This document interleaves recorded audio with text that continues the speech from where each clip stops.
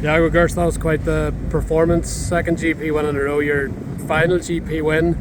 You went out on a high after a rough season, but those last couple of laps were pretty impressive. 2 slick passes to get the win and get the GP win. Can you talk us through it?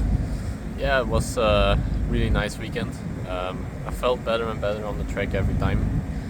So first heat, I was like the last 10-15 minutes I was feeling better and better, and then just came a bit short and finished third. And then second heat, didn't have the best start, but I was feeling really good on the track and made a lot of passes in the first laps, and then I was behind Adamo and Langevelde and in the Wolf, and then in the end I just found some different lines and made the 2 passes. So really happy to finish my MX2 career with the win. On the line around the tree, you scored 2 or 3 people off there. Once you seen that line, did you think that's my spot?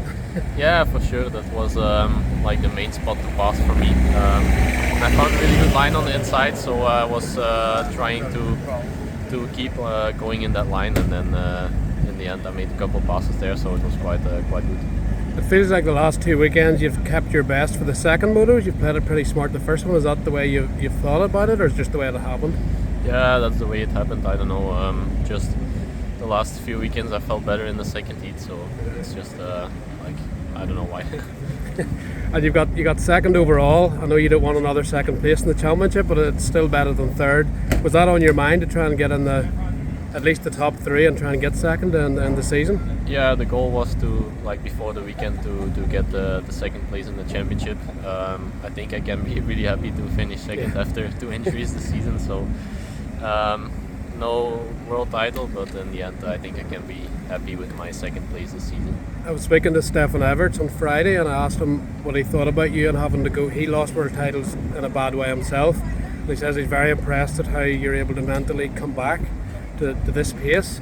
How hard has it been for you to, especially that second crash, because the first one you were back within 3 weeks, but the second one wasn't even your fault, and again another rider crashed in front of you and effectively cost you a world title for the second year in a row. That's not easy for anyone to deal with. No, for sure. The first injury was quite not that difficult mentally, because I don't know, I've just felt that it would be not the recovery wouldn't be that long and I would be back quite fast. But after my collarbone injury, the first few weeks were quite hard. I didn't feel good. I was struggling, but after that I just changed my mindset and tried to come back for Arnhem.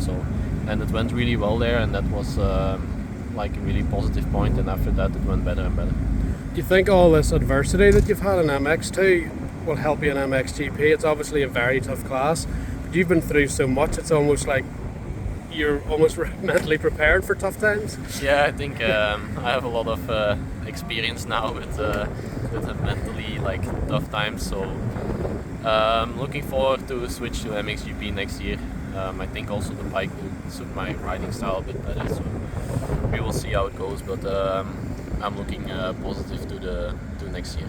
It's a different 450 Yamaha than what you rode last year at Red Bull that you impressed on. How have you rode it much yet, and how has the adjustment been to that bike? Do you feel you'll be competitive in early on it? Yeah, I did 2 days last week on the 450, and I think it's a really good bike, for sure, an improvement on the bike from last year. So I think it should be okay for Ernie. We don't have that much time, only 2 weeks, but I think it's enough to be competitive and try to get a good result with Team Belgium.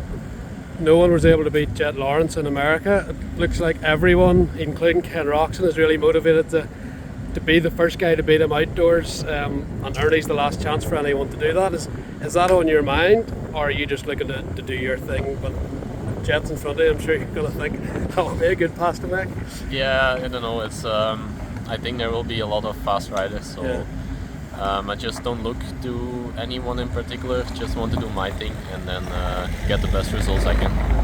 And how long will you take off after Ernie before you start the 450 prep? I don't know yet. I think I will take a couple of weeks extra because it was such a tough season for me. But I think 4 or 5 weeks for sure. And the SMX series in America, a 3-round series, some people have been wanting GP riders to be allowed to race that through a similar qualifying system. Would that interest you, or is it too supercrossy for you. What are your thoughts on that? I think I'll just stick to the World Championship.